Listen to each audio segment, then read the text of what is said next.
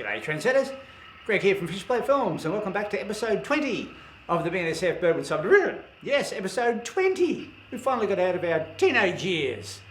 Oh, they were rather troublesome. Anyway, let's have a look behind me here. Oh, it's gone out of shot nearly. When the U-boats are in town, there's stuff going down, baby. That's right. If you see behind me here, we've been very busy on the Birdwood Sub, to a degree. And we've been putting in some concrete ties. We finally convinced management to get into the 20th century.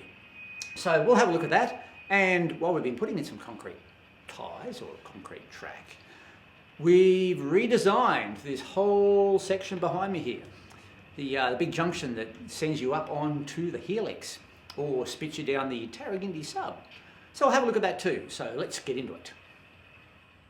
Now, if you can remember in an episode, well, a fair way back now, I installed a crossover where that cork is there. It's about a number 5.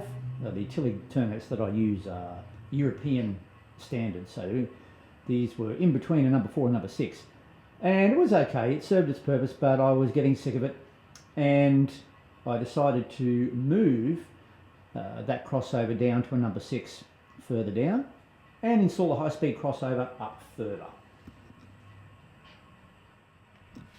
Now here's the high-speed crossover here. This allows trains to go from the up or down, as we say here, or north and south tracks onto the helix or up and down the helix. And this is much better because it's out of the way of all the other crossovers, and we can make use of 2 crossovers further down that allows us to have an extra reversing loop.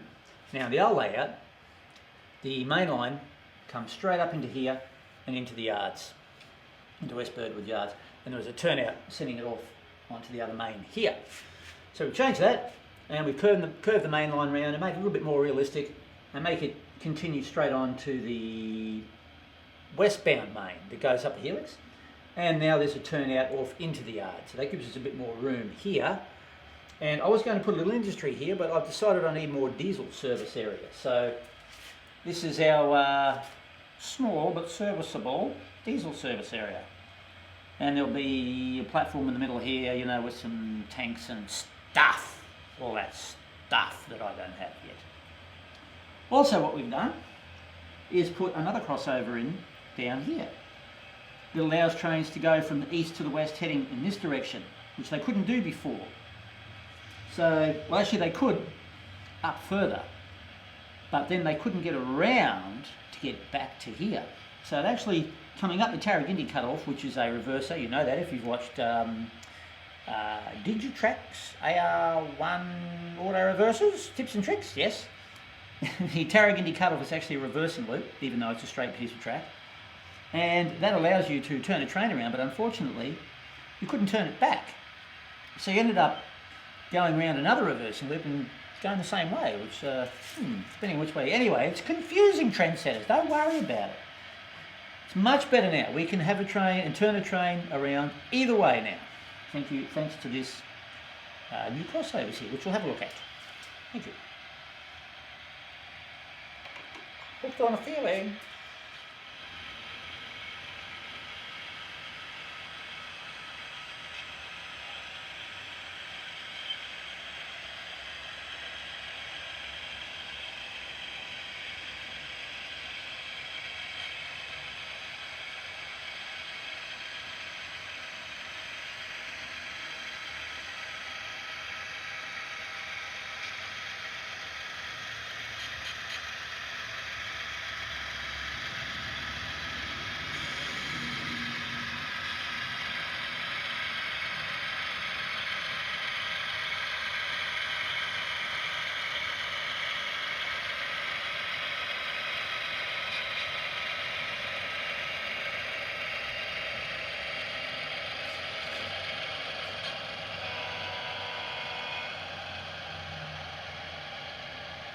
Now, trendsetters, trains coming up the Tarragindi cutoff can cross over onto the main here from the west to the east.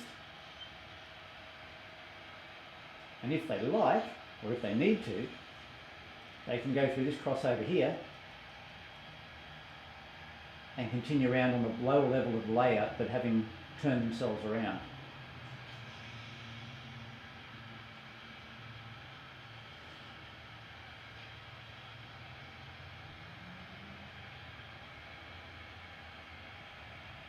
That's much better, trendsetters.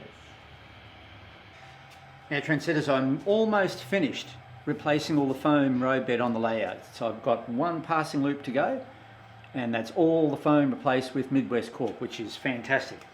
And one thing that I've been able to do now that I'm using the cork is use concrete ties. Now I tried using concrete track or concrete tied track on my friend's layout using the foam, and because the clips that hold the track down, the pandrail clips as they're called, we call them over here pandrail clips, it's very easy to dislodge the track from the sleepers, and all you need to do is spike a little bit too hard on the foam and it compresses and you've clipped the track out of the clips, which is really annoying.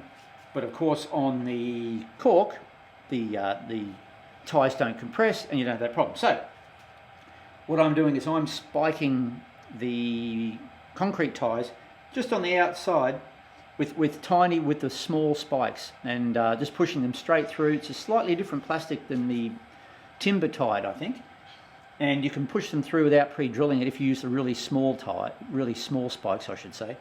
These ones here, here's one I've prepared earlier, trendsetters. One of these little ones there. Now another thing that I think is essential that you need to do with your concrete ties, concrete track, is give it a bit of a weather, because it looks horrible when you first get it out of the box. So you can see on this one here, all I've done is gone along with a black wash. I actually used my Tamiya panel line, which is a ready-made enamel wash that I use on some of my locos and stuff, and just gone along and give it just a quick wash along the edge here, and it brings out the little pandrail clips, the little pigtail clips. And if you compare that one that's weathered there to this one that isn't, you can't see any of the detail on here, and it looks a lot more toyish, obviously. The rails still need to be weathered, but just doing the pandrail clips, just going along, and you can see I've done the inside too there just a little bit, just with a black wash, really easy, and that'll make it look a little bit more decent until you get into your track weathering and ballasting and all that sort of jazz, man.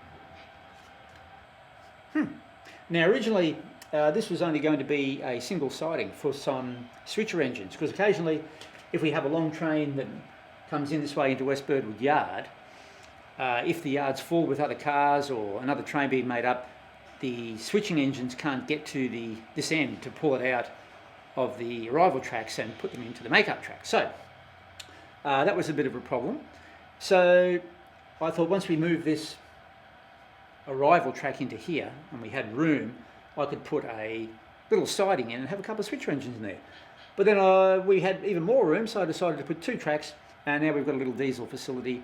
And if we do need switches to come from here, once the train comes in, then these switches can come out behind it and switch the train basically from here rather than the other end of the yard. So sort of a 2-pronged attack, trendsetters. Now of course, apart from looking better, trendsetters, the cork gives much better support for turnouts, as I've said before. And even without any ballast, I think it looks a little bit better. And now we finally have somewhere to store our excess locos, which is good, which I've had a bit of trouble with that in the past. And this whole section now looks a lot better and is more serviceable. And I got rid of the low-speed crossover, which has always been a bit of a bugbear for me. And I've been able to use those turnouts. One of them is into the diesel service area here, and the other one will be going into our small industry over the other side of the layout. Oh, what's going on up here?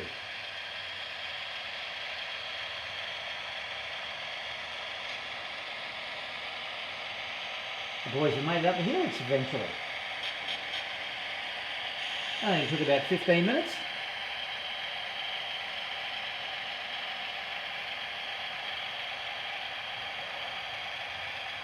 So this is our second last passing loop to do.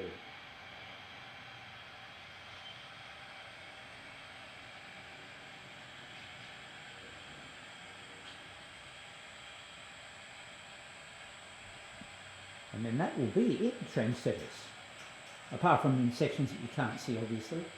There's a few sections there that I can't physically get into to replace the foam. So they'll just have to stay, but there's no turnouts there, so that's fine.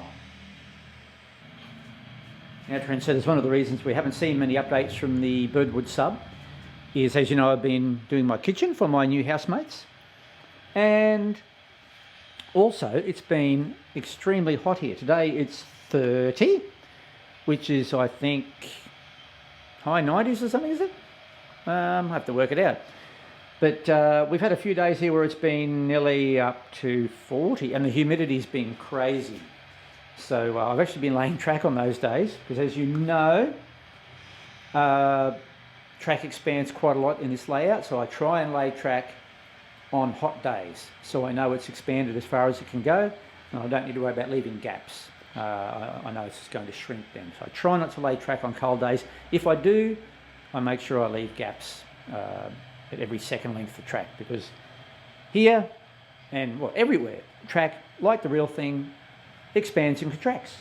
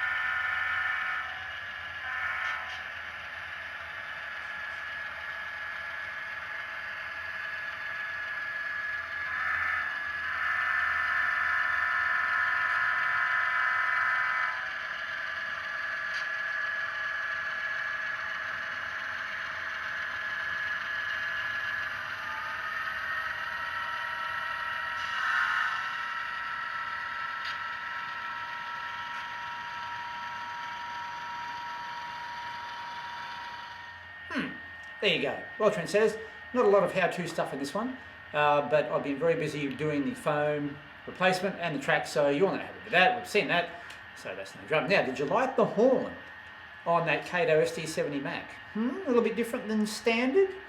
It is a normal tsunami horn for that locomotive. I forget which one it is now. It's a Nathan something. I'll have to look it up.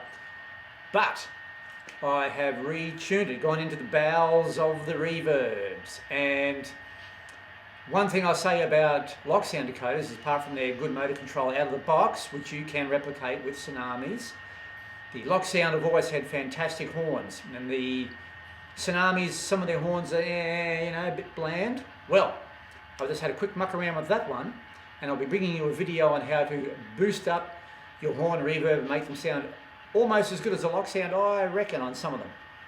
And that's coming up in a video shortly. Also, what else have we got?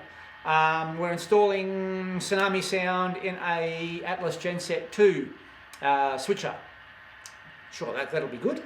And with some help from my good friend Rara Matthias in Germany, we'll be putting a Tsunami Sound decoder, a GM1000, in an MTH SD70H, SD70 Ace. My first MTH locomotive. Very impressed with them so far, but the running will be the proof in the pudding. The decoders are reasonably easy to install once you get the body shell off, except for the ditch light, so we're having a bit of trouble with that. But that's coming up. And what else is coming up? A switching ops coming up with the grain facility. How about that? So a lot of you are saying, we're going to do a switching op. So in the next month or two, we'll be doing a switching op in the grain facility. So that's it for now. I've got to get cracking and finish these two last sidings with the foam replacement, and then we can get into some serious running. So thanks for watching, and hello to all my friends in the US and Canada that I met, and I'm saving up and planning my next trip back very soon, because I can't stand narrow gauge hell. Anyway, Thanks for watching. Take care in the snow, you guys over there in the Northern Hemisphere, and we'll see you very, very soon. Hooroo for now.